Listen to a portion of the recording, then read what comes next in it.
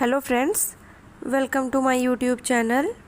Junior assistant 5512 के result को लेके एक अपडेट है कि जैसा कि पहले बताया गया था और हम लोग को उम्मीद भी थी कि हम लोग को रक्षाबंधन के पहले रिज़ल्ट दे दिया गया था जब 18 तारीख को बच्चे आयोग गए थे। लेकिन जब बच्चे 22 तारीख को गए तो उन्होंने ये कहा था कि हम किसी भी हाल में रक्षाबंधन के पहले रिज़ल्ट नहीं दे पाएंगे। रिज़ल्ट के लिए लास्ट जो डेट दी गई थी वो 10 सितंबर दी गई थी।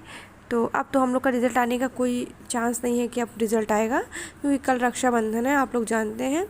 तो अब हमारा रिज़ल्ट कब आएगा, हम लोग के मन में ये ज़रूर चल रहा है कि अब नहीं आया तो अब हम लोग कब तक होप रख सकते हैं कि आ जाएगा। देखिए 31 अगस्त तक नहीं आएगा। 31 अगस्त के बाद आप किसी भी दिन वो रिज़ल्ट दे सकता है, पूरी संभावना बन रही है। और ज़्यादा पॉसिबिलिटीज़ जो अगर हम लोग देखें तो 3 से 5 के बीच में ज़्यादा पॉसिबिलिटीज़ है कि हम लोग का रिज़ल्ट देखने को फाइनल मिल जाएगा। और ये 10 सितंबर की डेट देख के आप लोग बिल्कुल घबराइए मत, क्योंकि ये देखिए ये एकदम मैक्सिमम डेट दी गई है कि इसका रिज़ल्ट, इससे ज़्यादा हम डिले नहीं करेंगे, उसके पहले दे देंगे। लेकिन ज़्यादा संभावनाएं ये बन रही हैं कि आपका रिज़ल्ट उसके पहले देखने को फाइनल रिज़ल्ट मिल जाएगा। बाकी कोई बात नहीं, जब भी आए रिज़ल्ट सबका अच्छा रिज़ल्ट आए, पॉजिटिव रिज़ल्ट आए, हम लोग ये होप रखते हैं। और वेटिंग लिस्ट अगर जारी हो जाता है तो उससे कम नंबर वाले बच्चों को भी फ़ायदा देखने को मिलेगा, क्योंकि बहुत सी सीटें 5,000 वैकेंसीज़ हैं।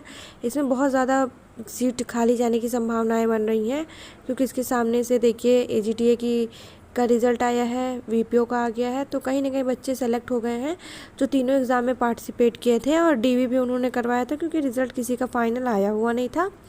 तो बस हम लोग चाहते हैं कि वेटिंग लिस्ट आ जाए, जिससे कि कोई भी सीट खाली ना हो। जानते हैं कि एक एक सीट मायने रखती है, एक सीट से एक घर बन जाता है। तो वेटिंग लिस्ट का प्रावधान होना बहुत ज़रूरी है। हम ये सरकार से भी अनुरोध करते हैं कि वेटिंग लिस्ट का प्रावधान कर दे, जिससे हमारा भी लाभ हो और उनका भी बहुत लाभ ही होगा। क्योंकि बार बार जो एग्ज़ाम की प्रक्रिया होती है वो बहुत लंबी हो जाती है, साल भर 1.5 साल लग जाते हैं एक वैकेंसी को कंप्लीट करने में। और बच्चा भी बहुत लंबे समय तक एक उम्मीद लगा के बैठता है, और उसको अगर 4 साल बाद निराशा प्राप्त होती है तो ये बहुत गलत होता है। बच्चे पॉइंट से छट जाते हैं। समझ लीजिए कंपटीशन भी बहुत डेसिमल्स पे रहता है। आप इतना समझ लीजिए 60 नंबर पाने वाले में और 62 नंबर पाने वाले में बहुत ख़ास फ़र्क नहीं होता है, और बच्चा इतने पे ही क्वालिफाई एक कर जाता है और दूसरा डिसक्वालीफाई हो जाता है।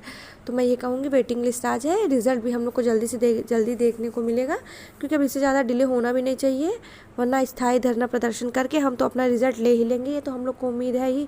अभी हम लोग इसलिए शांत हैं क्योंकि आयोग है, हो जाता है, टाइम लग जाता है। क्योंकि हमारा कुछ आयोग से ये बात निकल के आई थी, सचिव जी ने कहा था कि आप लोग का कोई डाटा है जो शायद टेक्निकल इशू की वजह से डिलीट हो गया था, तो उसको शायद फिर से रीचेक किया गया था, तो थोड़ा सा टाइम लगता था। तो इतना हम लोग ने पेशेंस रखा और उनको इतना मौका दिया, ठीक है कि हमारा रिज़ल्ट दे दे।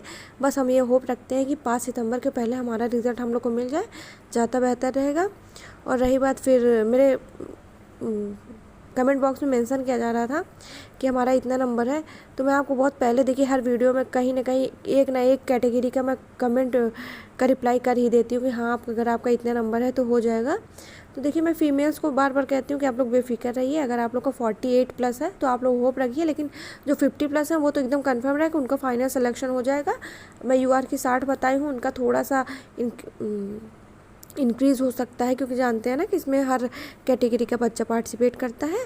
बाकी इतनी 60 रहने वाली है कट ऑफ यूआर की। धन्यवाद।